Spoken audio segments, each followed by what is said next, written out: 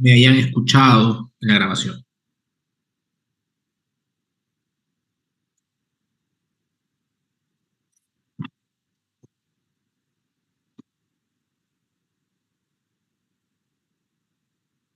Bien, nos habíamos quedado en esta diapositiva. Voy a activar mi cámara. Creo que ahora sí me pueden ver. Continuamos por acá. Y habíamos hablado un poco sobre los patrones de reacción. Habíamos comentado que los gatos suelen responder específicamente con lo que está descrito en la literatura a 4 patrones de reacción. El primero era prurito de cabeza y cuello, el segundo dermatitis miliar, el tercero alopecia simétrica, clínicamente no inflamatoria, y el último patrón, complejo granuloma eosinofílico. Esto en visual va más o menos así. Un gato, para que pueda estar dentro de este patrón, tiene que rascarse solo la cabeza, el cuello, o solo el cuello, solo la cabeza, o en otras palabras, ambas cosas. Pueden haber diferentes combinaciones, pero podemos tener prurito en otras partes del cuerpo, entonces ya no encajaría en prurito de cabeza y cuello. Cuando hay prurito en otras zonas, la respuesta a este prurito, por ejemplo, la zona caudal en los gatos, laterales, ¿no? Lo que va a generar como consecuencia es una alopecia simétrica, que es otro patrón de reacción. Quiero mencionar que el patrón 1, el patrón 3 y el patrón 2 son clínicamente no inflamatorios. Al 100% puede ser un prurito de cabeza y cuello, puede ser una alopecia simétrica. La dermatitis miliar puede tener un componente inflamatorio, pero este componente inflamatorio es mínimo. No hay mucha inflamación. En cambio, este último patrón, el número 4, es el más antiinflamatorio, el complejo granuloma eosinofílico. Acá vamos a encontrar mucha inflamación. Hay una respuesta exagerada del sistema inmunológico. Entonces, el identificar estos patrones que son diferentes a el patrón clínico que habíamos visto, recuerden que habíamos dicho de que para poder abordar a los gatos teníamos,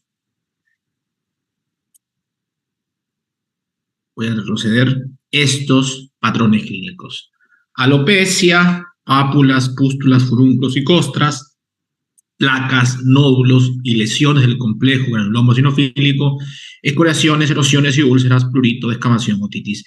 Esto me parece que es mucho más práctico, pero en la literatura casi todos los libros lo abordan a través de estos patrones de reacción, y esto puede generar dudas, o puede en algunas ocasiones nos podemos confundir o no estar convencidos, porque ¿qué pasa si el gato no presenta ninguno de estos 4 patrones de reacción?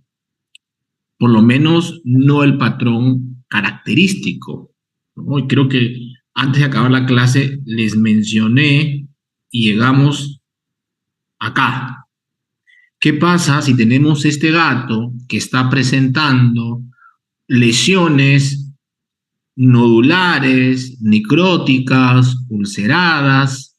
¿En qué patrón lo ponemos? ¿Este gato tiene prurito de cabeza y cuello? No. ¿Tiene un prurito de alopecia, perdón, tiene un patrón de alopecia simétrica clínicamente no inflamatoria? No. ¿Tiene dermatitis miliar? No. ¿Tiene complejo granuloma eosinofílico? No, porque ya habíamos mencionado que dentro del complejo granuloma eosinofílico, este tiene diferentes tipos: la placa eosinofílica, el granuloma eosinofílico y la úlcera indolente. Esto es lo que está descrito en toda la literatura de dermatología felina y en aquellos libros de medicina felina donde se habla sobre patrones de reacción. Una placa eosinofílica es la que hemos visto en este perro, en este gato, perdón.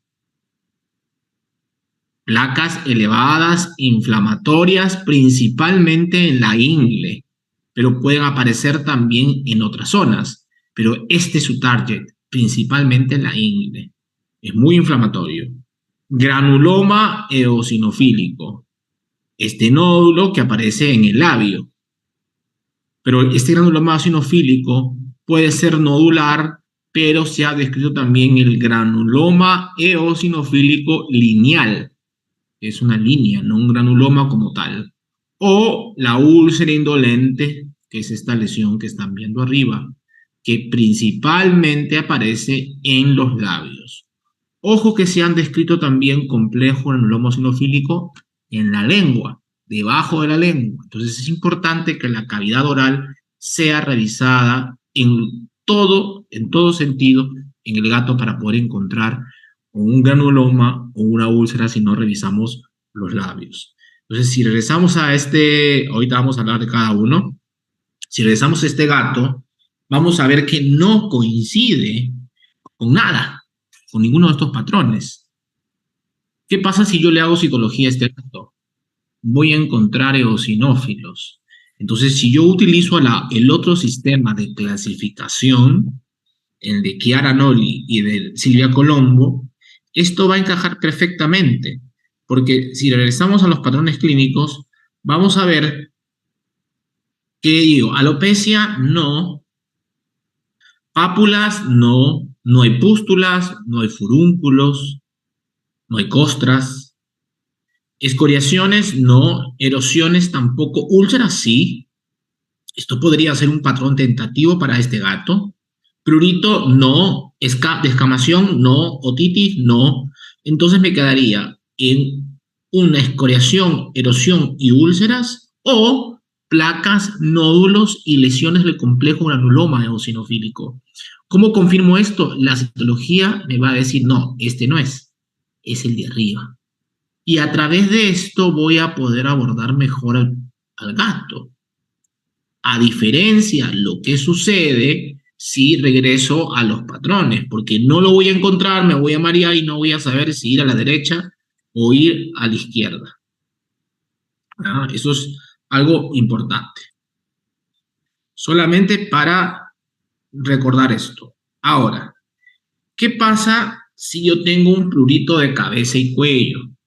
Hemos mencionado que podemos estar ante cualquier enfermedad dermatológica.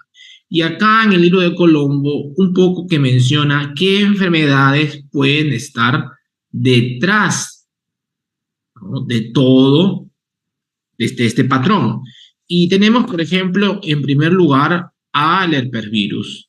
Podemos tener un gato con prurito de cabeza y cuello con herpesvirus, un gato con prurito de cabeza y cuello con dermatofitosis, un gato con prurito de cabeza y cuello con sarna notoédrica, un gato con prurito de cabeza y cuello con demodicosis, sobre todo Demodes gatoi, trombícula, Lysacaurus, alergia a la picora de pulga, reacción adversa al alimento, síndrome de la piel atópica felina, una hipersensibilidad a la picora de mosquito, una reacción adversa a la droga, un pénfilo foliáceo, una dermatitis facial idiopática del gato persa o del gato himalaya y una dermatitis ulcerativa comportamental.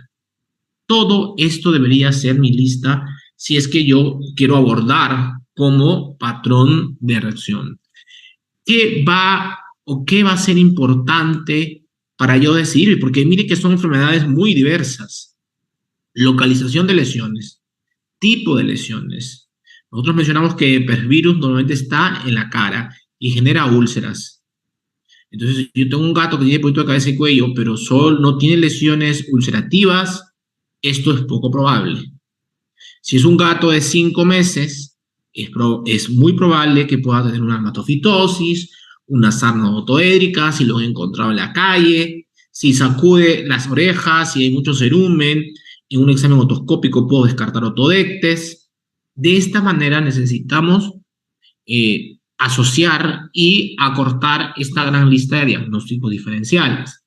Todas esas enfermedades, si no son todas, o la mayoría, si no son todas, vamos a tocar a lo largo de estas 12 clases que tenemos programadas. Es decir, el otro año recién vamos a acabar, me parece, la última clase.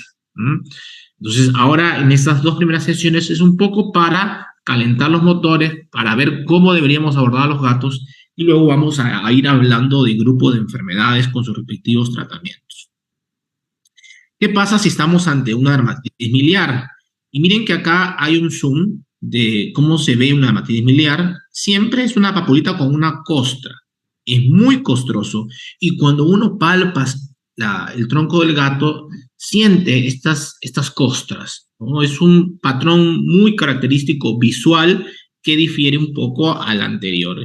Y cuando estamos ante una dermatitis miliar, hay que pensar en una Escherichia, también en Lixacaurus, en dermatofitos, en alergia a las pulgas, en reacción adversa al alimento, en síndrome de la piel atópica felina, en una reacción adversa a la droga y un penfeofoliación. Miren que acá la lista es mucho más pequeña, pero hay varias opciones.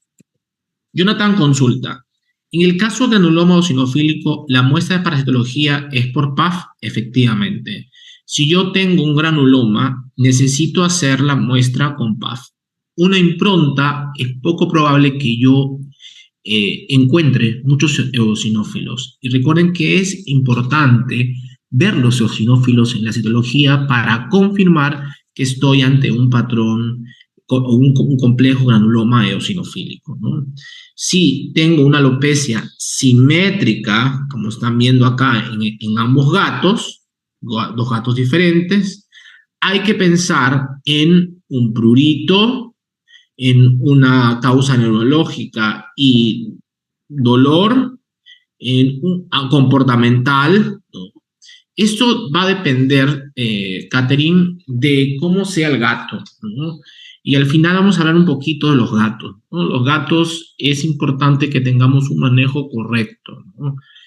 Si el gato hay que ver si se deja, si es un poco ansioso, agresivo, hay que administrar gabapentina media hora, una hora antes. Hay que tener un manejo cat friendly, hay que poner una sábana, un poquitito vamos a hablar de eso porque obviamente esto no es dermatología, pero sí es importante esta parte para poder hacer bien las cosas. Y si es que el gato por alguna razón no se deja, habría que llegar a la sedación, ¿no? Pero mayoría de veces manejándolo correctamente sí no hemos tenido problemas, ¿no? Ahora, si es poco probable que solo tengamos un patrón de reacción, soy sincero. Los gatos alérgicos normalmente tienen más de dos o más patrones de reacción. ¿Qué quiere decir? Que ese gato no solo está manifestando un granuloma eosinofílico, también está manifestando una placa eosinofílica. Entonces, a veces cuando están los dos, y es un poco complicado por manejo hacerle un PAF en el granuloma, si en la anamnesis me dicen que los dos aparecieron en la misma línea del tiempo, prefiero muestrear una placa eosinofílica, ¿no? Y entiendo que lo otro forma parte del complejo. El tema es cuando está solita y no hay otra manera, no hay otra lesión, ahí se nos complica un poco. Pero hay que intentar, si es que se puede sedar y tienes alguien que te dé la mano con la sedación o tú manejas sedación, sí, se puede hacer, pero hay que tener mucho cuidado y tener digamos, mucha cautela con aquellos gatos que ya son mayores. Hay que hacer igual algunos, no más que hacer una sedación, hay que hacer algún examen físico detallado, ocultar corazón, pulmones, temperatura, un hemograma no estaría mal, una bioquímica, un examen rápido de orina. Es importante que esto lo hagamos con bastante información, porque el gato realmente no sabemos cómo va a reaccionar. Yo he tenido gatos que han reaccionado mal. A los 2, 3 días de tratamiento les fue fatal.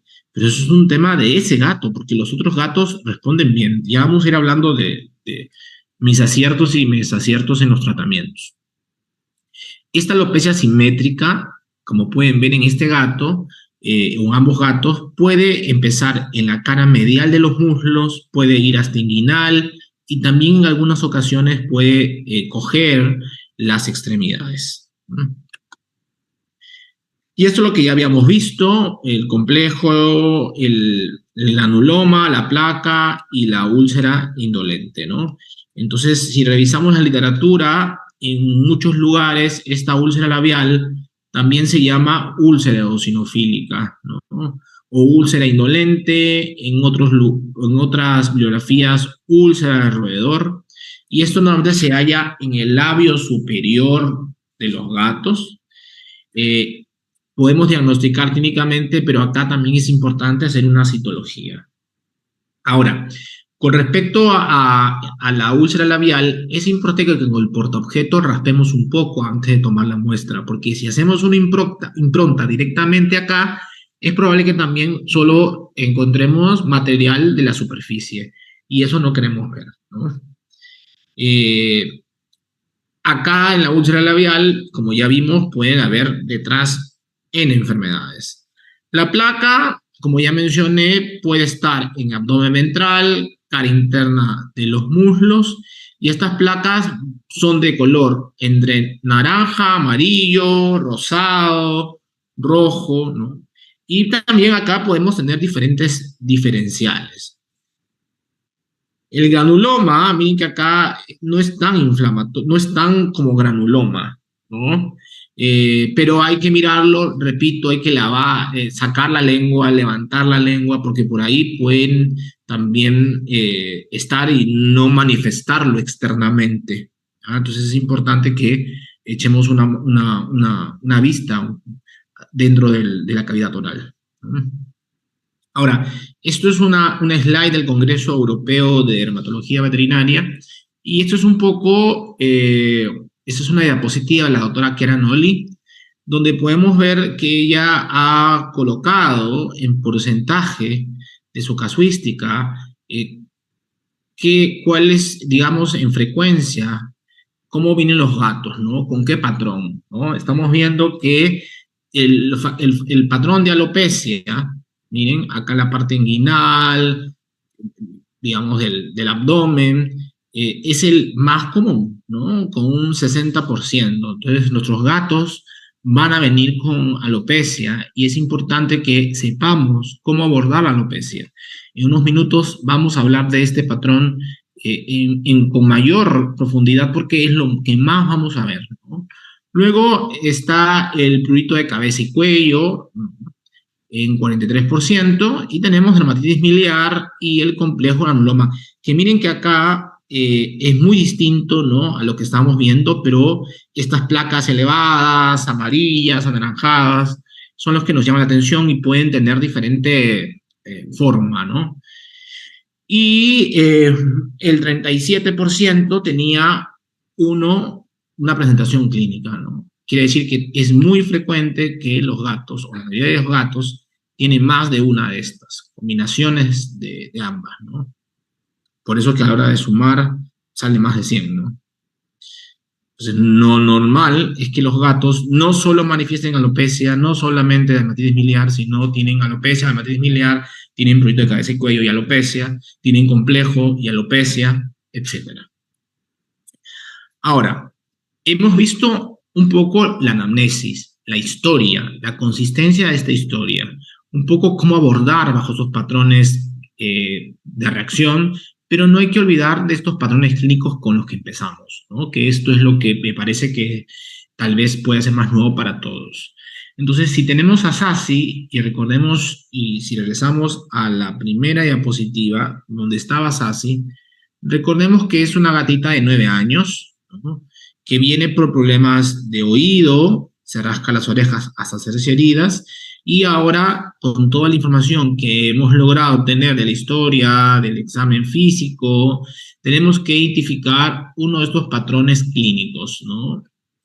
Y es cierto que esta gata no tiene alopecia, ni focal, ni multifocal, no hay alopecia generalizada, el tema solamente es en las orejas, no vemos pápulas, no vemos pústulas, no vemos costras, no hay placas, no hay nódulos, no hay lesiones que nos hagan pensar en el complejo eosinofílico. La citología no nos revela eosinófilos. Tampoco hay erosiones, o por ahí tal vez algunas cuantas, pero estas es probable que venga por autotraumatismo, ¿no? Cuando hemos valorado el prurito en este gato, estamos viendo de que hay prurito. Entonces el prurito sería uno de mis patrones de elección. Es interesante porque en el perro, y un poco comparando con el perro, en la nueva bibliografía se ha retirado el patrón de prurito dentro de los patrones clínicos. Los perros también tienen patrones clínicos. Entonces se ha retirado el de prurito. ¿Por qué? Porque el perro puede tener un patrón con prurito. O sea, todos tienen prurito. Todos los patrones pueden tener prurito, ¿no? Entonces, acá sí estamos separando la alopecia como tal sin prurito y el prurito netamente, ¿no? Pero también recuerden que puede haber descamación, pero este gato no tiene escamas, entonces es poco probable que sea este patrón.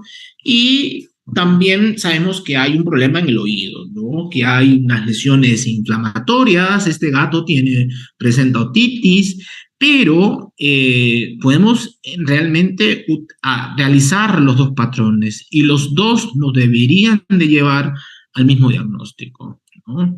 Entonces, luego les dije que es importante no solamente tener el patrón, sino también saber en qué lugar anatómico se está dando las lesiones.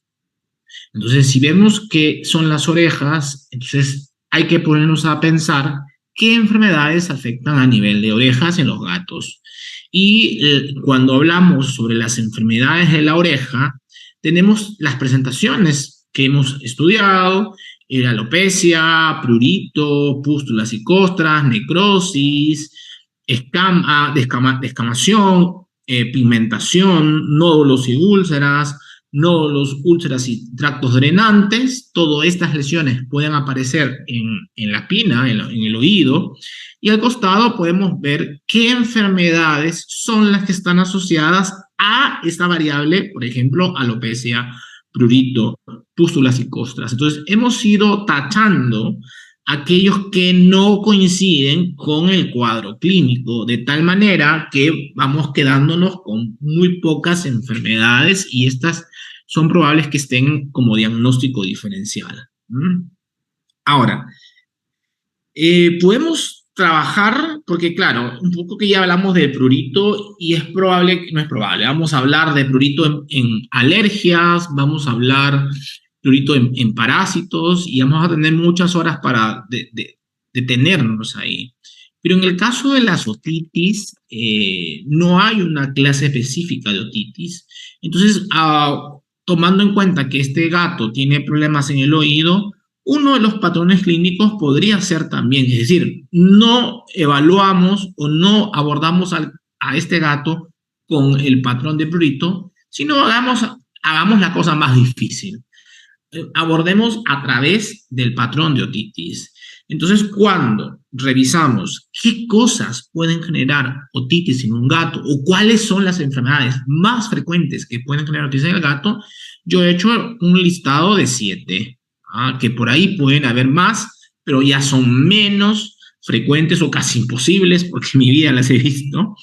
Tenemos primero, en primer lugar, otodectes sin otis. Es decir, hay un problema en el oído, tengo que pensar en otodectes. Con menor frecuencia tengo que pensar en demodex, pero tengo que pensar. Y esto es el primer escalón que tengo que descartar en un gato con otitis.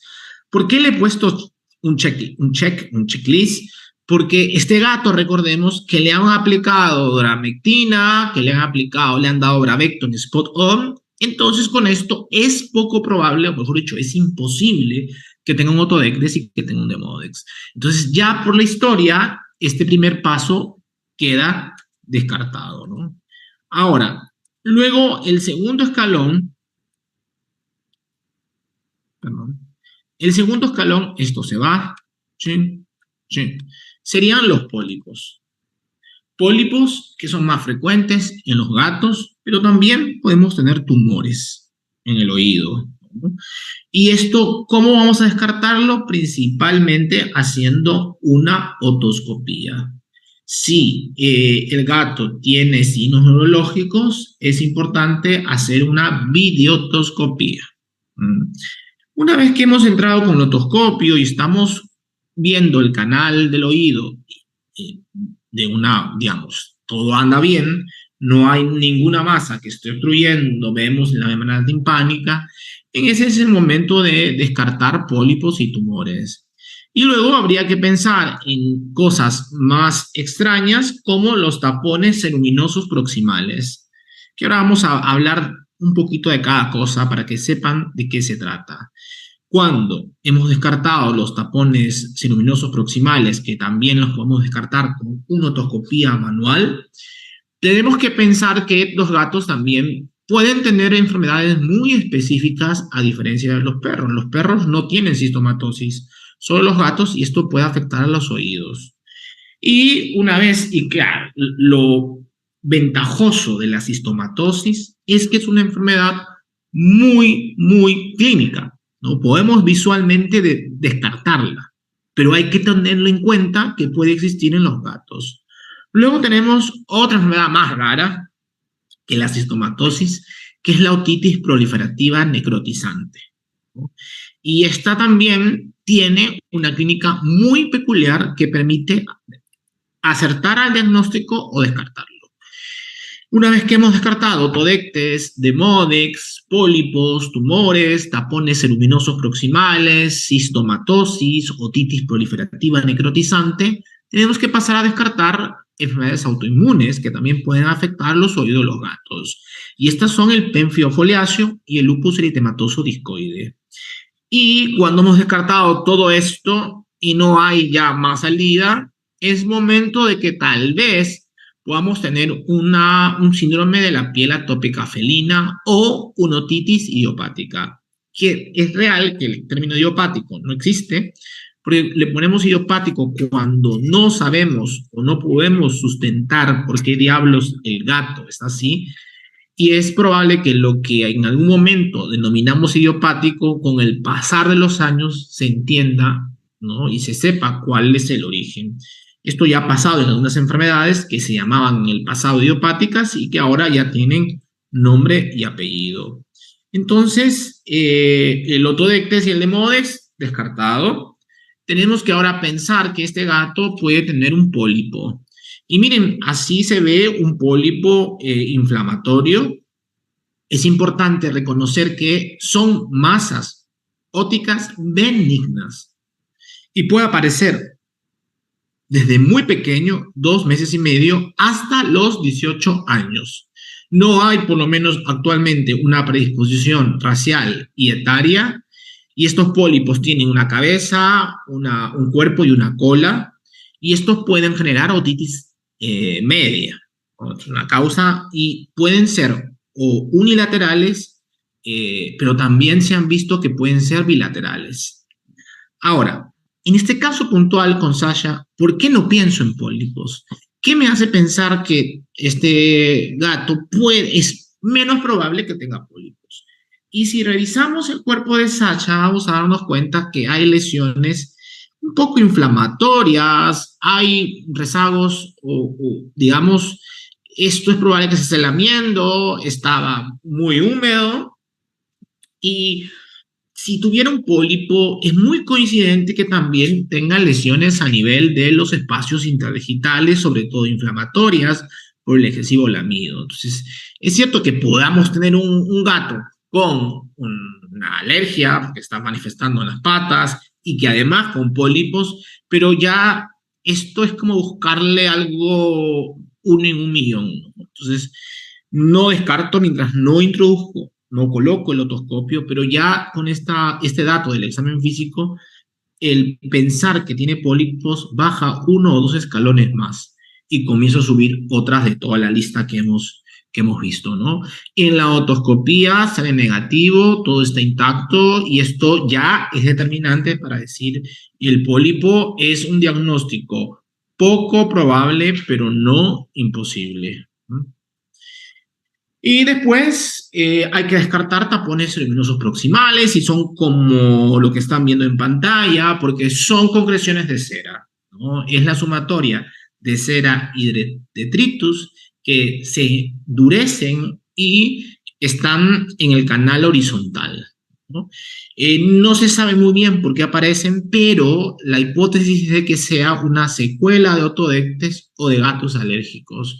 Y estos tapones luminosos, que son muy duros, hay que extraerlos con el gato sedado, con pinzas de agarre de biotoscopía, porque duele. Y lo que vamos a ver son estas compresiones de cera que van a impedir ver más allá del canal auditivo, ¿no? Y una vez que lo saquemos, es importante limpiar ese oído con sustancias ceruminolíticas de cada 2 a 7 días, porque algunos gatos pueden volver a tener este mismo tapón ceruminoso. Como es algo que se puede ver en el canal, la otoscopía me va a permitir descartar esta enfermedad, ¿no? Luego, como se ha hecho otoscopía a este gato, no hay ningún tapón ceruminoso. Hay que pensar en cistomatosis ceruminosa. Y miren que está muy lindo, miren estas lesiones nodulares, si queremos llamarlas así, que son azuladas, medias plumizas, que pueden estar en la base de la oreja, pueden estar en el borde de las orejas, de las pinas, pero también puede estar en el ingreso del oído, ¿no? Y esta cistomatosis es un trastorno neonoplásico que está afectando las glándulas ceruminosas. Y estos nódulos que así lo estamos denominando realmente son quistes. ¿Ah? Estas lesiones de color azul pueden ser solitarias, como las que ven acá en la foto, pero también pueden estar agrupadas, ¿no? Y fusionarse como las ven acá. A veces son pequeñitas y estas pueden no generar ninguna manifestación clínica y son asintomáticas. En el pasado se ha tratado de asociar a papiloma felino con cistomatosis ceruminosa y se ha hecho un estudio publicado en un congreso americano donde se ha evaluado 25 gatos con cistomatosis ceruminosa felina del 2014 al 2016 y habían varios datos interesantes. El primero es que no se pudo asociar con papiloma virus felino porque no tenían papiloma las muestras que se tomaron de estos quistes. Eso es lo primero. No hay nada que demuestre que es así. Lo segundo es que el 56% de esos gatos eran de pelo corto. Entonces, esto es importante. Gatos de pelo corto que están sacudiendo las orejas, hay que mirar el oído porque estos quistes, repito, son patognomónicos, es muy visual y no podemos confundirnos, ¿no? La media de diagnóstico era de 10 años, ¿no? Pero pueden aparecer desde muy pronto, desde 3 años y medio a 17, pero no es una enfermedad de cachorros, es una enfermedad de gato adulto. Entonces, de gato de pelo corto y de gato adulto. Y una vez que no estamos viendo que hay estos quistes, entonces podemos pensar en una otitis necrotizante proliferativa, ¿no? Y esta otitis necrotizante proliferativa también tiene una clínica muy, pero muy peculiar, como pueden ver en la pantalla. Lo que se cree es que esto es un trastorno inmunomediado y puede afectar principalmente a gatos jóvenes. No hay una raza en específico. Las lesiones pueden ser bilaterales, pueden ser unilaterales, son dolorosas, son unas placas verrucosas, ¿no? Que son entre marrones y negras, están ancladas en la base, en el ingreso del oído. Y ojo que estas pueden evolucionar a erosiones y a úlceras y ya no verse tanto como placas. Acá he puesto algunas publicaciones porque me gusta mucho esta enfermedad y pocas personas conocen que existen. Entonces, muchas veces cuando vemos estas placas no lo tomamos en cuenta. Es cierto que se debería hacer una biopsia, pero no hay otra enfermedad que sea así de visual y que yo me pueda confundir, ¿no? Entonces, como dice acá el resumen, es una condición poco usual y con una etiología desconocida, porque pensamos que el sistema inmune lo media, ¿no? Entonces, en este trabajo, un poco que se describe, miren que los gatos, siempre se habla que son gatos jóvenes. El primer gato tenía menos de 1 año, ¿no? El segundo, 4 o 5 meses, el tercero, 3 años y el cuarto, 4 años. Entonces, tampoco es es que sea solamente una enfermedad de jóvenes. Lo interesante es que hay muchas opciones de tratamiento, entre ellos tacrolimus, corticoides, como la prednisolona. Es una enfermedad que realmente he visto muy poco y lo que hacemos es utilizar aceite mineral mezclado con tacrolimus y con eso lavamos el oído. La mayoría de gatos responden. Y cuando no responden, ahorita les voy a decir qué se puede hacer, ¿no? Una opción es intentar con ciclosporina. Pero antes de decir esto, tenemos un trabajo muy interesante del Congreso Europeo que acaba de acabar el 2 de septiembre de un gato con otitis necrotizante proliferativa, una otitis externa y una otitis media de la doctora Caterina Mendoza de la Universidad de Tufts de Estados Unidos. Y en ese trabajo muy interesante, que es un póster presentado en el Congreso, era un gato que tenía en la clínica estas placas verrucosas de otitis proliferativa necrotizante y podemos ver que intentaron aplicar tacrolimus. El tema es que tuvo de un oído una completa resolución y del otro oído tuvo una parcial resolución. Cuando pararon el tratamiento, semanas después, otra vez empezó con el problema. Y lo que decidieron fue pasar a ciclosporina, que es lo que estaba mencionando. El tema es que hizo remisión, pero cuando pararon la ciclosporina, otra vez empezó todo el problema.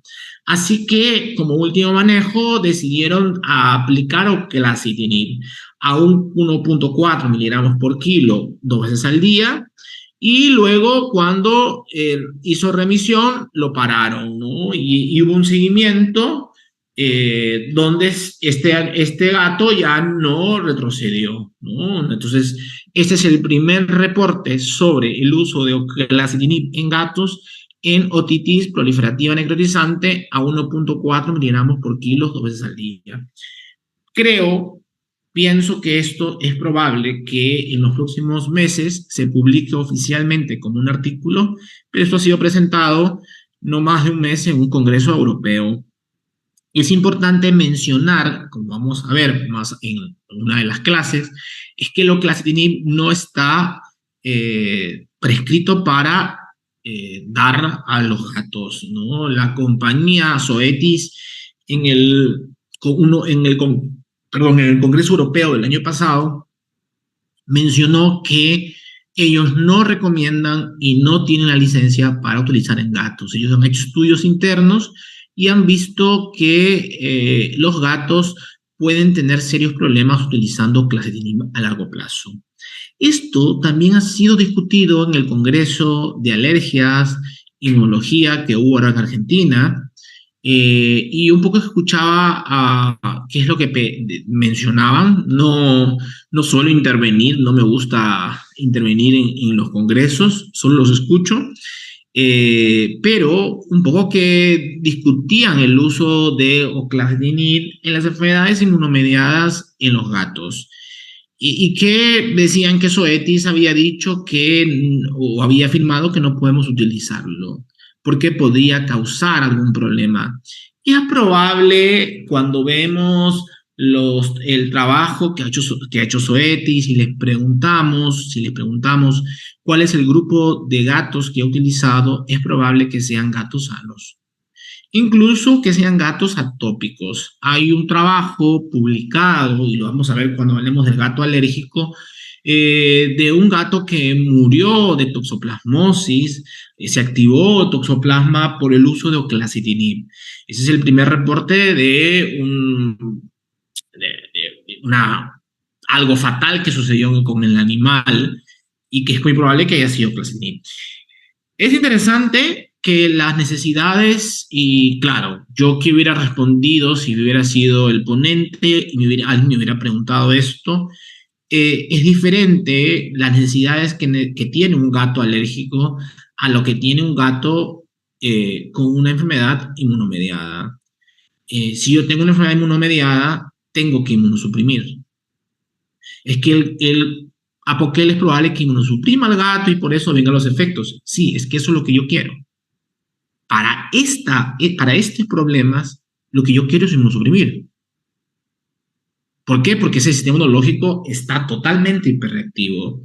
Y lo mismo sucede con la celulitis juvenil. También hicieron la pregunta, y es que si yo tengo un perro, perdón, con celulitis juvenil, y este perro no hace efecto los corticoides, ni la metilprednisolona, ni la prednisolona, ni la dexametasona, y vemos que no está respondiendo, yo le voy a dar Apoquel, así esté contraindicado para su uso en perros menores de 12 meses. ¿Por qué? Porque en un perro normal lo que hace es inmunosuprimir, y eso no quiero, pero en un perro que está hiperreactivo le va a hacer bien inmunosuprimir. No sé si se logra coger la idea, pero es cierto que también oclacitinib no puede ser nuestra primera opción en el tratamiento de esta patología. La primera opción es tacrolimus con aceite de mineral, con aceite de bebé, luego puede ser o tacrolimus combinado con corticoides o ciclosporina, ¿no? Y si no funciona ninguno de estos, que es lo que está más estudiado en el gato, nuestra última opción, como pueden ver en el póster, sería oclacitinib. No sé si se entendió. Me avisan, me ponen un OK, sí, cualquier cosa y voy feliz.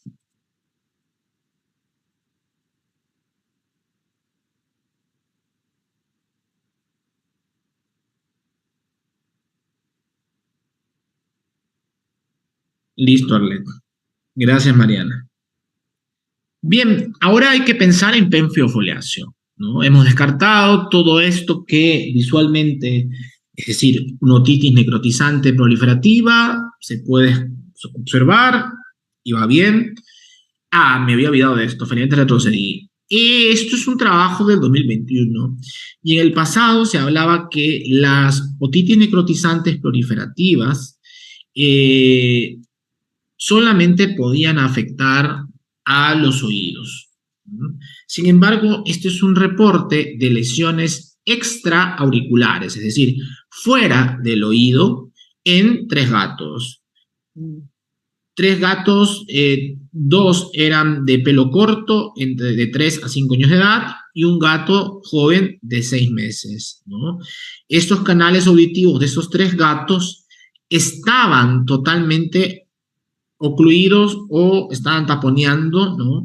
Con las placas, y estos gatos tenían otitis secundaria bacteriana y o levadura. Pero lo interesante es que habían lesiones que no estaban solamente en el oído y que cuando se hizo histopatología, estas lesiones histopatológicamente tenían las mismas lesiones que estas placas verrucosas a nivel del oído, ¿no? Entonces, hoy sabemos que esta otitis necrotizante proliferativa no solamente está destinada exclusivamente al oído, sino puede ser extraauricular. Miren que este mismo gato tenía lesiones en el labio, en la cara. Este otro gato, ese segundo gato, tenía en el oído, pero también tenía en el tronco. Y este tercer gato tenía en el oído, pero también tenía en el ojo perioral. Entonces, esto es interesante porque a partir del 2021 se sabe que también podemos tener otra manifestación o que la otitis, claro, esto no es que sea siempre, son casos que no son tan frecuentes en su lesión extraauricular. Ahora, ¿por qué recién los están haciendo ahora y no antes? No tengo la más mínima idea. Puede ser que siempre se hubieron extraauriculares, pero nadie se animó a notificarlo, ¿no? Que es lo más probable que exista, o lo más probable que suceda. Entonces, hay que descartar esta otitis necrotizante proliferativa, placas verrucosas, hay que descartar cistomatosis luminosa, quistes azulados, y hay que descartar tapones luminosos que son concreciones de cera, ¿no? Hay que descartar pólipos, ahí necesitamos una otoscopía, una biotoscopía, cabeza, cuerpo y cola. Son largos, son benignos y se requieren sacarlos, ¿no? Y otodectes de Modes que también podrían estar afectando, y para esto de acá lo vamos a ver en la clase de parásitos. Vamos a volver a tocarlo. Entonces, una vez que hemos descartado esto, penfio, foliáceo y lupus eritematoso discoide, ¿Y cómo diferenciamos uno del otro? Un pemfio foliáceo, las lesiones son costrosas, netamente costrosas. Es decir, ¿y cómo son las lesiones de lupus eritematoso discoide? Ulcerativas. Uno es costroso, otro es ulcerativo. Si no hay úlceras, no puedo pensar en un lupus. El lupus va a afectar al plano nasal y aparte del oído, y acá vamos a encontrar muchas otras zonas, ¿no? Principalmente las lesiones son costrosas en oídos, pero es difícil que tengamos una presentación solo de oídos. Revisen la base de las uñas de los gatos, porque en los gatos con pemfio foliáceo vamos a encontrar en la base una secreción purulenta espesa, en la base de la uña o el lecho unguial, que es típico del pemfio foliáceo. Si ha descartado todo esto, todo, porque claro, acá un poco que podemos decir, ajá, así es el pemfio, pero necesitamos una biopsia, ¿no? Si hemos descartado todo, hay una gran posibilidad, sobre todo si este gato tiene lesiones a nivel entre los dedos, de pensar en una otitis alérgica, ¿no? Y cuando hablamos de otitis alérgica, realmente es muy poco frecuente la otitis alérgica en el gato, que presenta además lo que llamamos hoy síndrome de la piel atópica felina. Esto, perdón, es interesante porque los gatos alérgicos, o mejor dicho, los perros con dermatitis atópica, el 80% tienen una otitis externa como manifestación de su alergia. En los gatos, solo hasta el 20%. Es decir, son extremos. Uno hace 80, el otro hace 20. Entonces es poco frecuente la otitis en el gato alérgico. Pero este gato tiene lesiones, realmente se lame las patitas. Hemos hecho un seguimiento por casi 3 años de este gato. No recuerdo que voy a ver la fecha exactamente para decirles porque ese gato lo vi hace tiempo. Ahí. 2020, 2021, 2022, 3 años.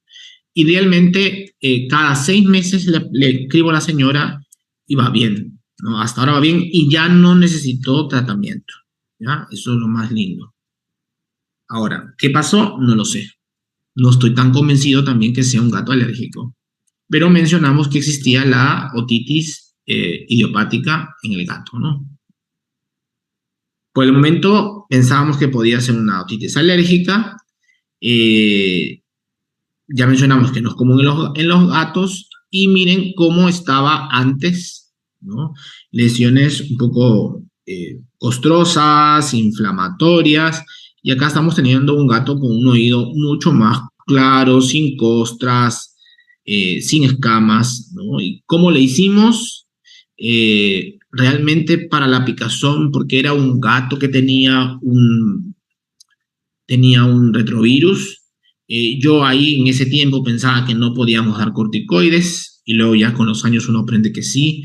Entonces, la ciclosporina en su inserto está contraindicado con los retrovirales.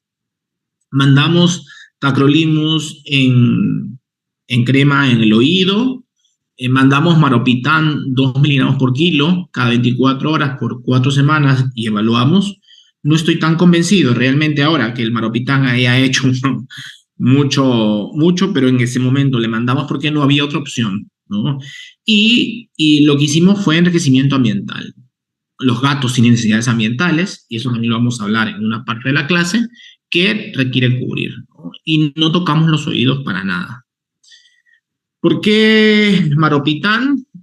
Hay un trabajo de uso de maropitán en gatos con prurito del grupo de trabajo, la doctora Chiaranoli, Elisa Maina trabaja con Chiaranoli, y realmente si uno busca el maropitán o el serenia, más trabajos no existen, es el único, y esto se publicó en el 2009, entonces, perdón, en el 2018. Y es un trabajo no tan 19, 20, 21, 22, 23, 5 años, y después de 5 años nadie se atrevió a publicar nada más.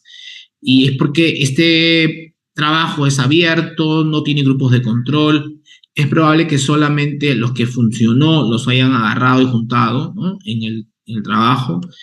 Ellos utilizaron dosis de 2.22 miligramos por kilo, dosis entre uno en promedio, ¿no? Pero iban entre 1.9 a 2.40. Lo que nosotros hicimos con este gato fue una dosis de 1.94 miligramos a la hora de multiplicar y dividir la pastilla. En ese tiempo teníamos pastillas de Serenia, ahora ya no tenemos pastillas de Serenia, pero mandamos, ¿por qué? Porque lo que hoy se sabe es que existe la sustancia P, ¿no? La sustancia P es un mediador muy importante, muy interesante en los gatos. Es cierto que ahora que estábamos en el Congreso de Alergias de Argentina, se ha hablado también un poco sobre la sustancia P de los perros. Y creemos que, o creen que es algo también importante, pero si uno le da maropitán al perro, le hace un chiste. Entonces, no está muy claro realmente el papel de la sustancia P en el perro, ¿no? Ya que muchas cosas se extrapolan de los humanos. Lo que sí se ha demostrado es que en el gato la sustancia P es un mediador. Y es por eso que esto hace pensar por qué a algunos gatos les funcionó. Entonces, esta fue la razón por la que escogimos, pero, repito, no estoy tan convencido que realmente esto haya ayudado, ¿no?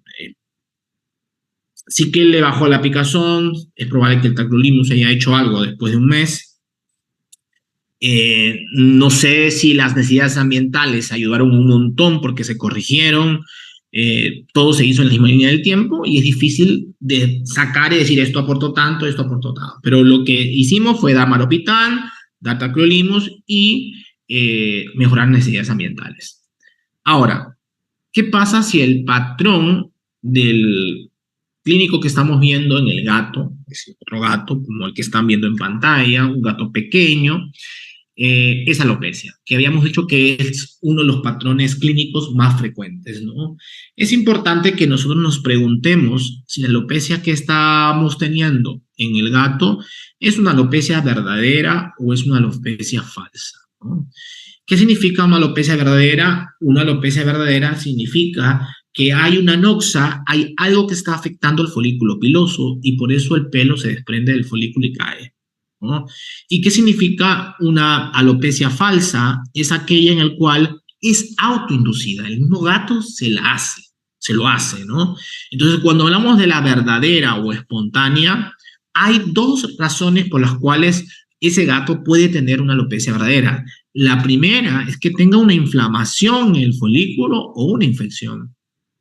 Y cuando hablamos de inflamación o de infección en el folículo piloso, hablamos de piodermia, dermatofitos, demodicosis, penfiofoliáceo, pseudopelade, foliculitis mural linfocítica, aunque ya les dije que esto es algo histológico, ahí se basa.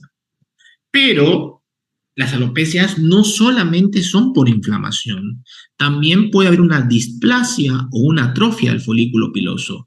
Y tendríamos todo este grupo de enfermedades que están afectando o que están generando displasia o atrofia del folículo piloso.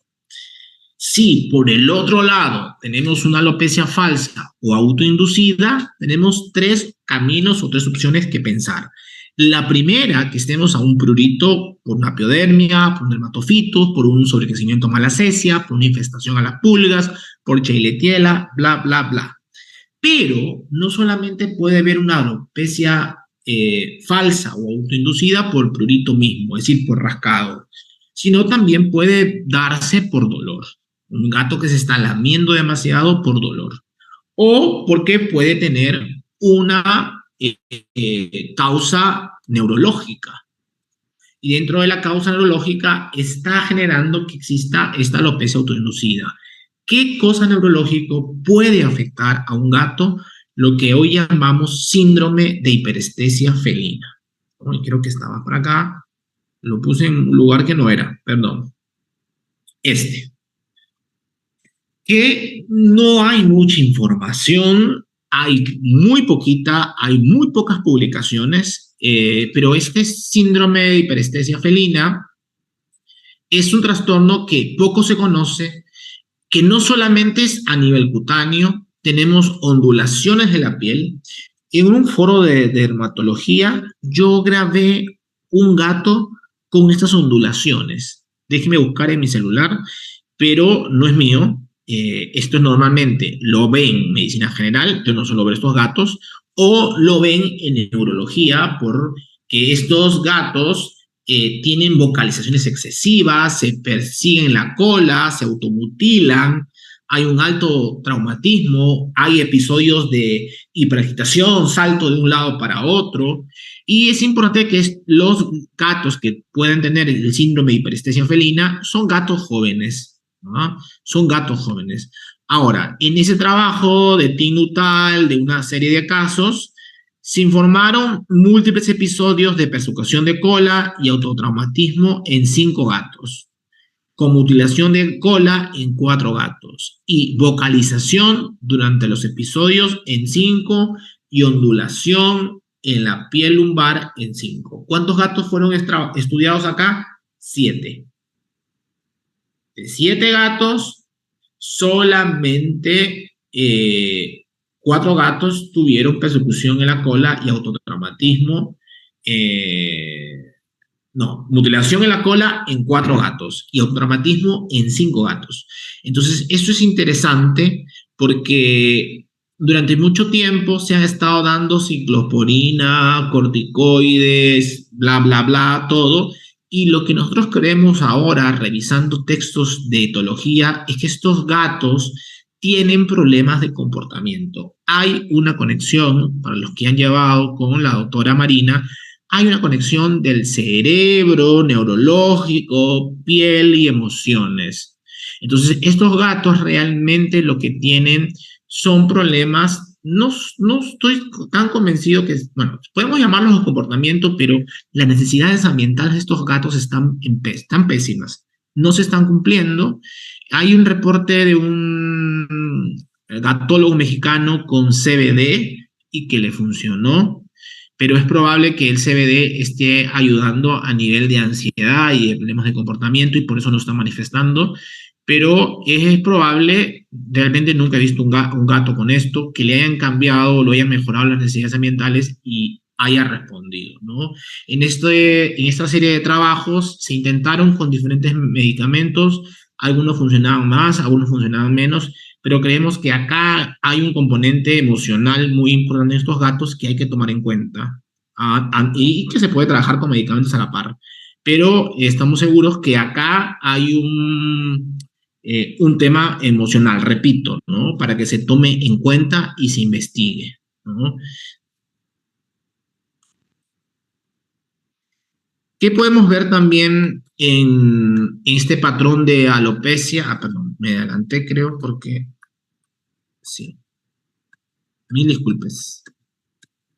Bueno, eso es un poco en resumen, ¿no? La alopecia puede ser primaria o verdadera, puede ser secundaria o falsa. Si es primaria o verdadera, inflamación, infección, displasia o atrofia.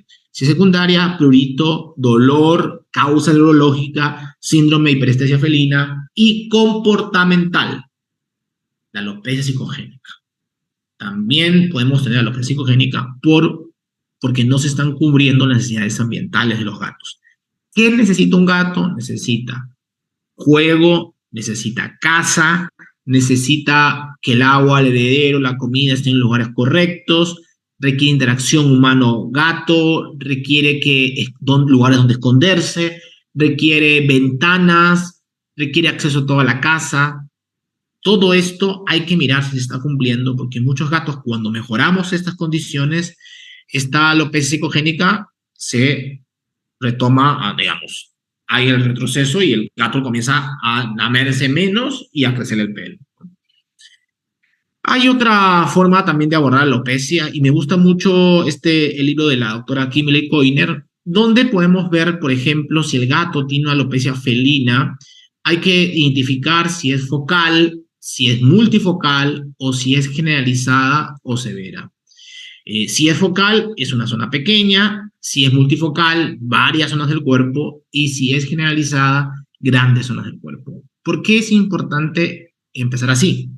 Y les voy a decir por qué. Porque si estoy en una zona grande del cuerpo, esto es raro que sea generalizado y solo podemos pensar en dos cosas: en una enfermedad folicular inmunológica o en una alopecia paraneoplásica.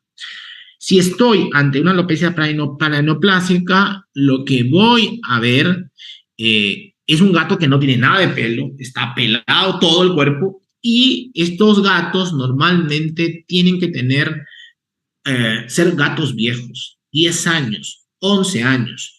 Yo no puedo, es poco probable, por no decir imposible, que tengamos un gato de 5 o 6 meses con una alopecia paraneoplásica. ¿Por qué? Porque hay una manifestación cutánea, pero el origen está internamente. Entonces, esta alopecia paraneoplásica termina siendo un marcador cutáneo de una enfermedad sistémica. Estos gatos tienen tumores en el hígado o en el páncreas que están generando esta alopecia, ¿no? Podemos tener en la piel infecciones por estáfilo, podemos tener infecciones por levaduras, pero estas son secundarias. Entonces, acá va a ser importante hacer una ecografía abdominal para mirar cómo va el páncreas, cómo va el hígado, ¿no? Y la edad va a ser muy importante. Por el otro lado, si vemos y hacemos ecografía y vemos que no hay nada, todo está bien, hígado y páncreas está bien, hay que pensar también que podemos estar en una enfermedad inmunológica. Esto de acá, recuerden que es un patrón histológico, podés tener una alopecia areata, un pseudopelade, que realmente en gatos es extremadamente raro, yo hasta ahora no he visto uno solo, una linfocitosis cutánea, pero para poder, porque esto hay que tenerlo presente, enfermedades raras que requieren de biopsia para su diagnóstico. Ahora, si yo tengo lesiones multifocales, ya no solamente voy a pensar en una enfermedad inmunológica, ya no voy a pensar en una enfermedad paraneoplásica, pero además de una enfermedad inmunológica, voy a pensar en una foliculitis, en una reacción medicamentosa de contacto, un autotrauma. Entonces tengo 1, 2, 3, 4 cosas que tengo que pensar, o 4 grupos. Foliculitis, dermatofitosis, demodes, infección por estáfilo. Reacción medicamentosa, considere la historia y puede hacer una biopsia, pero acá más importante va a ser la historia que se aplicó un fármaco y a posterior comenzamos a tener alopecias focales o multifocales, ¿no? En este caso estamos hablando de las multifocales. O también puede ser un autotrauma por parásitos, por alergia, por alimento, por causas comportamentales o por dolor. Y luego podemos tener las zonas pequeñas de alopecia focales, donde acá solamente puede ser o foliculitis, o reacción medicamentosa de contacto, o autotrauma. Acá ya no entran en una zona pequeña una enfermedad inmunológica folicular. Entonces, este algoritmo es sumamente importante para avanzar. Zona pequeña, varias zonas, zona generalizada, y podemos hacer un cruce con todo lo que hemos estado aprendiendo antes. Entonces, al juntar todo, vamos a tener un buen resultado, muy práctico. Solamente 3 cosas del libro. Las endocrinopatías son raras en gatos que presenten una alopecia por endocrinopatía. Recuerden que esto es común en los perros.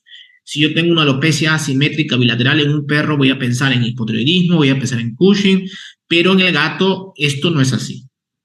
Este patrón de reacción de alopecia, digamos, simétrica es algo que no me tiene que indicar endocrinopatía, ¿no? Lo otro es que, ya me lo mencioné, ¿no? Que esta alopecia paraneoplásica puede afectar al hígado, al páncreas, pero es un desorden exclusivo en gatos viejos. Efectivamente, gatos viejos. Esta es otra forma de abordar, según la doctora Colombo. Si yo tengo una alopecia, ella menciona, hay que hacer sí o sí un examen de pelo. Y mirar qué es lo que yo veo en el examen de pelo. Depende de lo que veo, voy a un lado o voy al otro. Y acá un poco que está más abordado a través de la respuesta de los exámenes. Si tiene un raspado positivo, si tiene una lámpara de un positivo, pero creo que esto te te sistematiza a hacer exámenes. Yo pienso que esta forma es mucho más inteligente, mucho más práctica y tiene mucho más sentido clínico, pero podrían trabajar de las dos maneras que están descritas. Entonces, si uno sigue las líneas, las flechas, vas a ver, si hago esto o en el examen encuentro esto, voy para la izquierda, voy para la derecha. Acá estamos viendo examen de pelo para alopecia, y esto quiere decir tricograma, que es la observación de los pelos al microscopio. Entonces, ¿qué es lo que vamos a ver en un gato con alopecia verdadera o con alopecia falsa? Hay que mirar las puntas. Las alopecias falsas, es decir, las que son por autotrauma, generalmente en las puntas vamos a encontrar las rotas. Están totalmente horquilladas, como las pueden ver acá en pantalla, ¿no? Rotas, miren acá estas proyecciones que parecen dígitos, ¿no? O lugares donde vemos estas dilataciones que sabemos que el pelo se va a romper. Es cierto que esto no es patognomónico de autotrauma. Esto podría también ser un problema nutricional. ¿Mm? Podría ser que se esté teniendo un overgrooming por una causa comportamental. Lo que necesitamos corroborar o cruzar información cuando damos un tricograma es con la escala analógica visual del prurito y la escala analógica visual del prurito, pero del amido y del prurito, ¿no? De las dos, para saber, porque si las dos me salen que no hay picazón y tengo esto, es probable que las causas de estas lesiones sean otras. Por ejemplo, como ya mencioné, nutricionales, ¿no? Esto que apareció de nuevo. Y, por ejemplo, una de las cosas muy comunes en los gatos alopécicos son los dermatofitos. Entonces, tenemos que aprender a hacer lámparas de Wood. Vamos a tener una clase de dermatofitosis donde realmente lo que recomendamos es poner los pelos en la lámina portaobjeto, colocarle aceite, poner el cubre y ahí mismo prender la lámpara de Wood, tal como pueden ver en pantalla. De tal manera que acá no hay ningún problema porque estamos viendo los pelos que realmente son los que están floreciendo. Es una linda foto y creo que esto es un punto muy importante. Mirar los pelos en las láminas. Ya luego, cuando sabemos que hay positivos, estos los colocamos en el microscopio y comenzamos a ver esas estructuras redondas que están entrando o que están colonizando el pelo dentro, que son esporas, ¿no? Vamos a ver todo esto y ya lo rematamos con un cultivo. Entonces, cuando nosotros sembramos, esto es de algunos años, no estoy tan convencido que sea necesario sembrar tanto pelo, porque esto puede también ir en nuestra contra. Esto lo vamos a ver en su momento, pero para comentarles que también nosotros prendemos lámpara de Wood cuando los pelos ya están sembrados en el agar. ¿Por qué? Porque ahí demostramos también que estamos colocando pelos que están infectados, porque están siendo positivos. Bien, hasta acá, ¿alguna pregunta?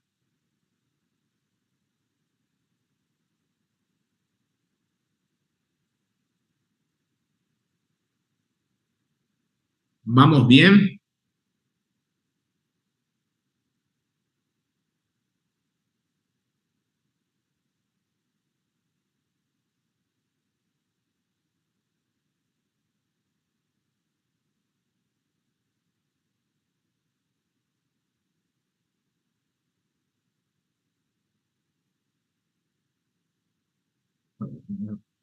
Sí, vamos bien, todo ok, yo ok.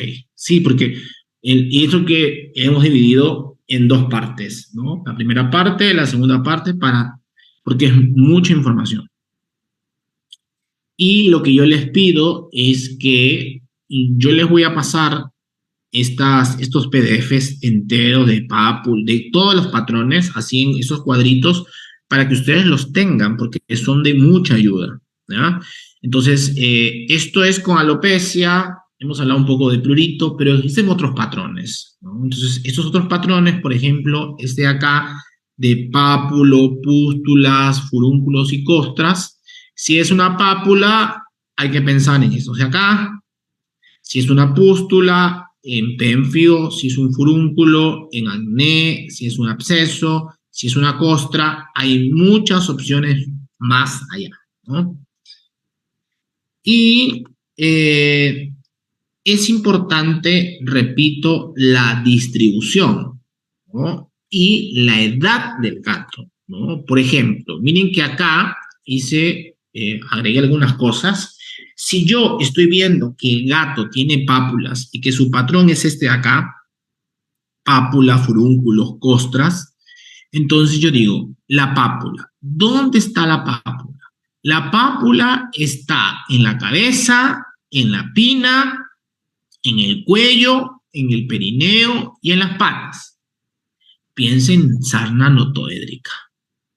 Si es un gatito, aumente la posibilidad de que es una sarna notoédrica. ¿Qué pasa si la pápula está en la cabeza, en las patas, en la pina, en la cola o está generalizada? Piense en dermatofitosis. Piense más si es un gatito. Si es un gato persa, piense el triple. Si las pápulas están en la cabeza, en las patas, en la pina, puede pensar también en una picadura, una reacción a la picadura de los mosquitos. Piense y pregunte cuál es el estilo de vida de ese gato. Porque si ese gato vive en un departamento, en el piso 20, donde no sale, es poco probable que tenga una hipersensibilidad a picadura de mosquito. Pero si me sabes qué, Gino, tengo jardín en mi casa y sale y a veces se come insectos. Esto es determinante para decir, ajá, puede ser. Ahora, estas pápulas están solamente en el plano nasal o en el dorso del plano nasal, aún más todavía voy a pensar en una hipersensibilidad a la picadura de mosquitos. ¿No? Si hay pústulas, si hay furúnculos, por ejemplo, un absceso. ¿No? Un absceso que yo puedo encontrar en cuello, en hombros, en base de la cola. Esto lo voy a pensar en machos intactos.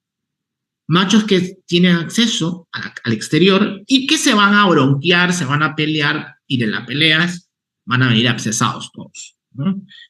Y así sucesivamente es importante todos estos detalles que nos van a ayudar muchísimo al diagnóstico.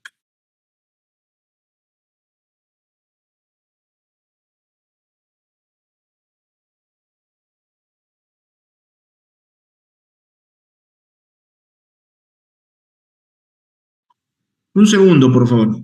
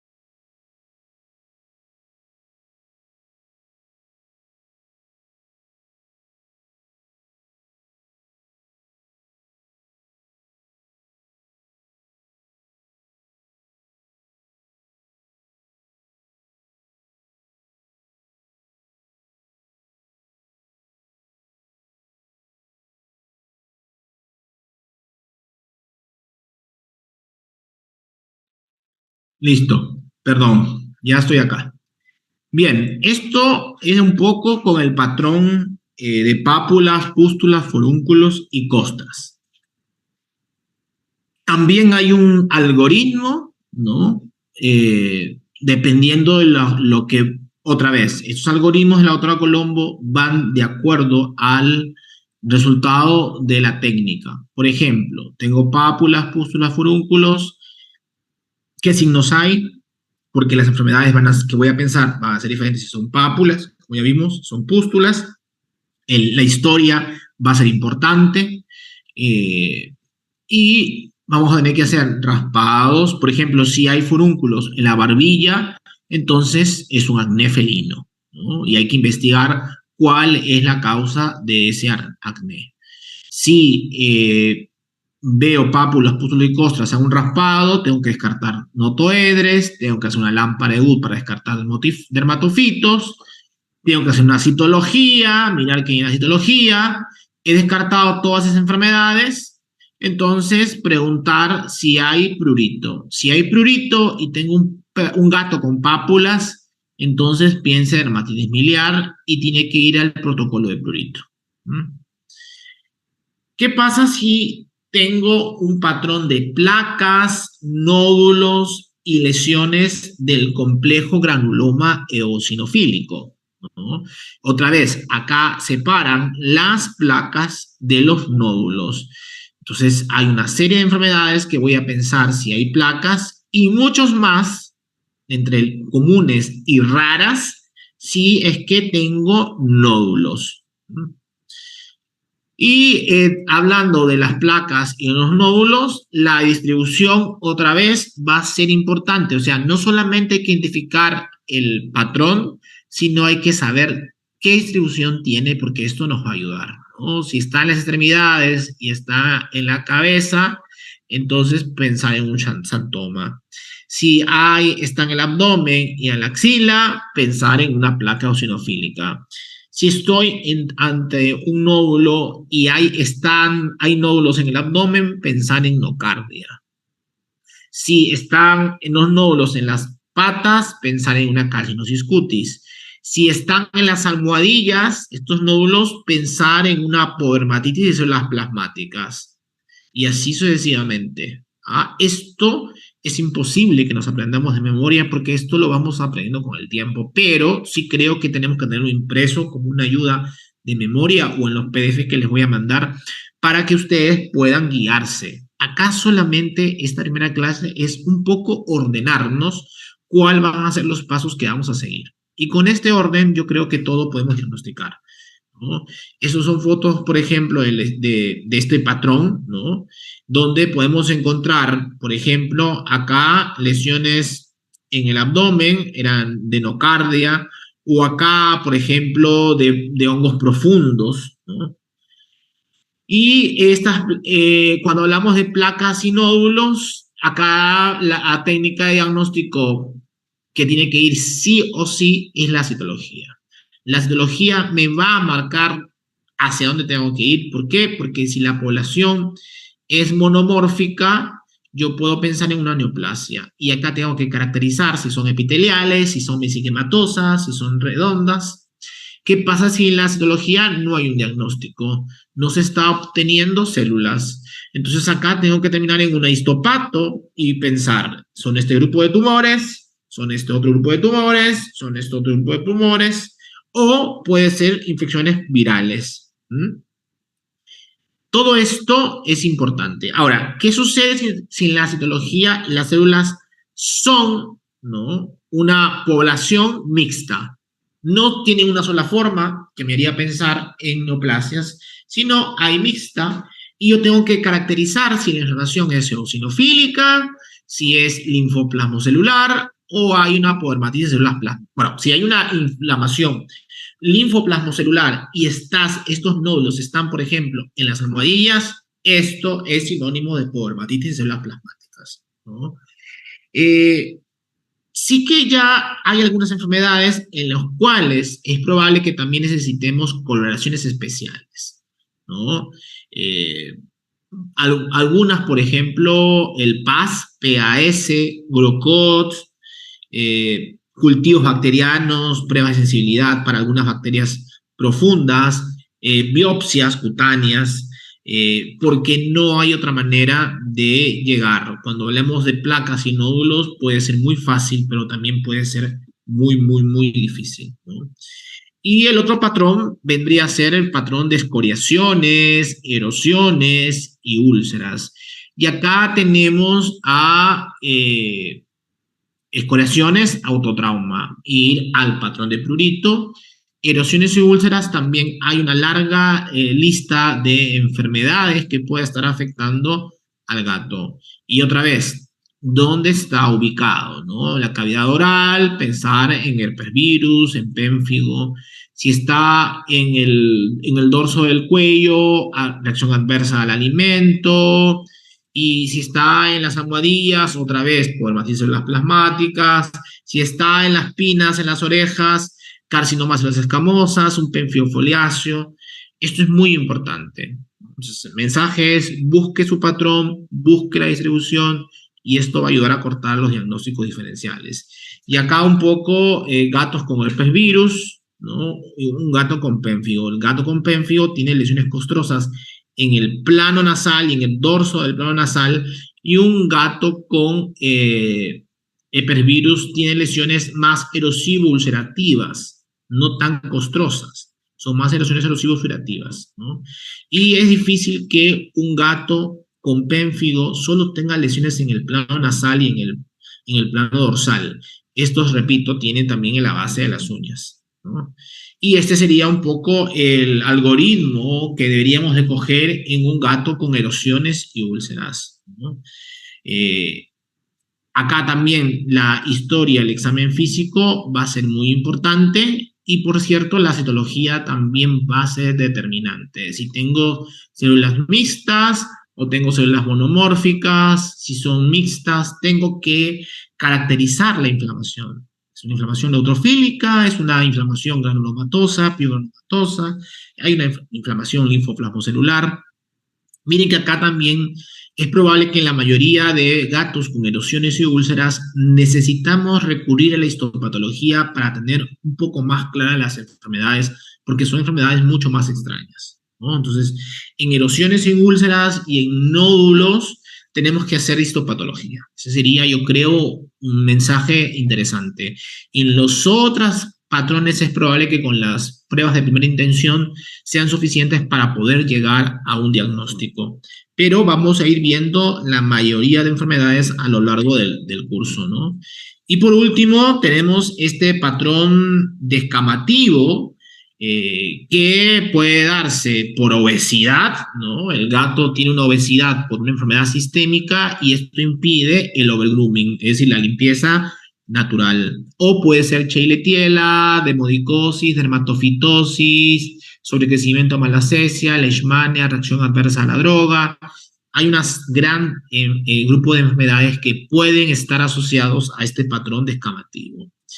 Y cuando hablamos de descamación, hay que hacer raspados cutáneos. Miren que en cada abordaje o algoritmo tienen las pruebas que son puntuales y top para ese patrón, ¿no? En este caso, el raspado, examen microscópico de pelo, porque hay que descartar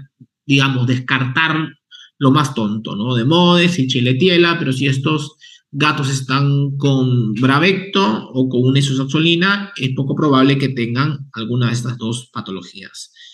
Hay que descartar dermatofitosis, por matices células plasmáticas, la hiperplasia de la glándula de la cola, sobrecrecimientos bacterianos, obesidad, y ya cuando se descartan estas enfermedades que son un poco más simples en el diagnóstico y en la clínica, hay que pensar que podemos tener enfermedades sistémicas que están repercutiendo en la piel. Es decir, este gato tiene una diabetes mellitus, pero esa diabetes mellitus hace que el gato descame, ¿no? Tiene una enfermedad crónica de los riñones y esto hace que el gato descame. Y la piel al final va a ser un indicador de cómo anda ese animal por dentro. Entonces, para descartar esas enfermedades, necesitamos hacer una batería de pruebas. Pero menciono esto porque es muy importante que esas enfermedades que aparentemente no tienen absolutamente nada que ver con la piel puede descamarse Y obviamente hagan lo que le hagan a ese gato, si es que no descartan esas enfermedades sistémicas, ese gato va a tener descamación toda la vida, ¿no? Y una vez que ya hemos tomado en cuenta la demodicosis, Escherichia, dermatofitos, podermatitis células plasmáticas, sobrecrecimiento malacesia, hiperplasia de la glándula de la cola, obesidad, y hemos descartado esas enfermedades que pueden aparecer y generar descamación, es momento ya de hacer histopatología. Porque podemos tener una seborrea primaria, que es cierto que es una condición muy rara en el gato, que podemos tener una matitis solar, una itis sebácea, un eritema multiforme, una reacción adversa a los medicamentos, una dermatitis foliativa asociada al timoma, no asociada al timoma, leishmania y cosas mucho más raras que a veces la citopatología nos va a ayudar en el diagnóstico. Y acá un poco de fotos sobre un gato con podermatitis células plasmáticas, la hiperplasia de la glándula de la cola, que esto es algo que parece que fuera poco frecuente, pero lo vemos con mucha frecuencia, y sobrecrecimientos bacterianos o promalacesia en los gatos, que recordemos que estos son secundarios. Y por último, la consulta, ¿no? Esto es importante, un poco cerrando, que es cierto todo lo que estamos viendo, pero necesitamos tener todas las condiciones para poder tomar estas observaciones, para poder encontrar información en el tutor, ¿no? Entonces, el manejo es importante. Miren que acá, esa es una foto de mi amiga Vanessa Terán. La mesa, nunca mesa metálica al frío, esto odian los gatos, incluso yo lo he hecho, algunas fotos de mis casos van con esto y uno va aprendiendo en el tiempo. Sí que me llama la atención que algunos, ayer viendo en Facebook, algunos de medicina felina, que hacen medicina felina muchos años, veo fotos de sus pacientes con la mesa, digamos, con el acero ahí, ¿no? Y esto no, eso no puede ser así, necesitamos poner una toalla, una manta. Realmente lo ideal sería que el gato esté en el transportín, ¿no? Los transportines ayudan mucho, me gustan mucho los que son como un sándwich, es decir, se desarma la mitad de arriba y la mitad de abajo en el gato queda. Entonces el gato está en su transportín con su manta, con su olor, y va a ser mucho más manejable trabajar el gato así. Es cierto que muchos transportines tienen rejillas a los costados, entonces es muy importante también que cuando lleguen a la consulta vengan con una toalla tapando el transportín, porque el gato le gusta esconderse. Si el gato está mirando por los costados, va a entrar asustado y no se va a poder hacer un buen examen físico. Esto es sumamente, sumamente importante. En la sala de espera es importante también poner alguna mesita para que las personas puedan apoyar al gato y que esto les permita estar en altura. Si vamos a colocar los transportistas en el suelo, el gato va a entrar en ansiedad, va a entrar en estrés. Entonces es importante acondicionar el ambiente para que el gato pueda pasarla bien desde que entra, ¿no? Desde que entra. Si podemos hacer un par de días, 2, 3 días, solo de gatos, esto es genial. Porque hay que evitar que los gatos se crucen con los perros, no van bien.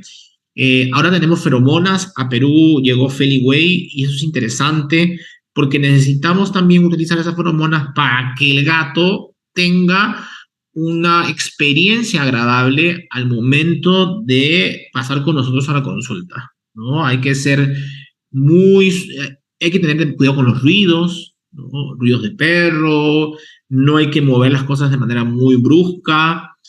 Esto es sumamente importante. He tenido pocos gatos que realmente sean fieras, ¿no? Realmente muy poquitos. Más los puedo, más fácil es manejarlos, o la mayoría son manejables. Es importante a veces vendarlos como si estuviéramos jugando a las momias, y mirarlos, ¿no? Mirarlos. Recuerden que el manejo en casa también es importante. Hay que mandar yo tengo ahí un PDF en español sobre cuáles son los requerimientos de los gatos que los dueños tienen que cumplir. Y eso es importante que los lean para que la pasen bien, ¿no? Entonces, desde que ingresa al gato a la veterinaria, es importante, repito, que tenga una buena experiencia. Al momento, ahora, si ustedes van a tener consultorios solo de gatos, esto es mejor, ¿no? Hay que condicionar. Yo a veces lo que hago es soltar al gato para que explore si es que alrededor donde estoy está diseñado, porque yo a veces voy a una veterinaria que es exclusiva de gatos.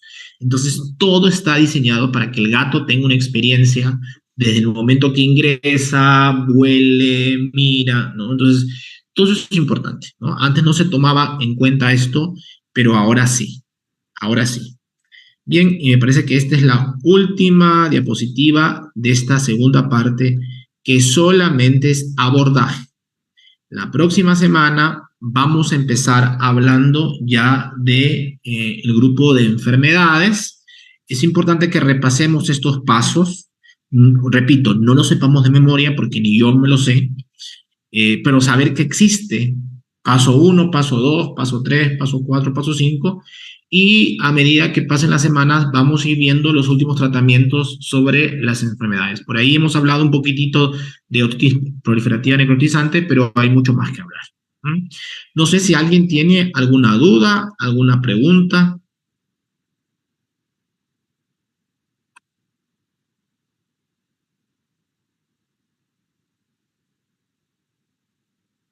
Hola, Ida, espero que les haya gustado, pero esto es solamente un calentamiento.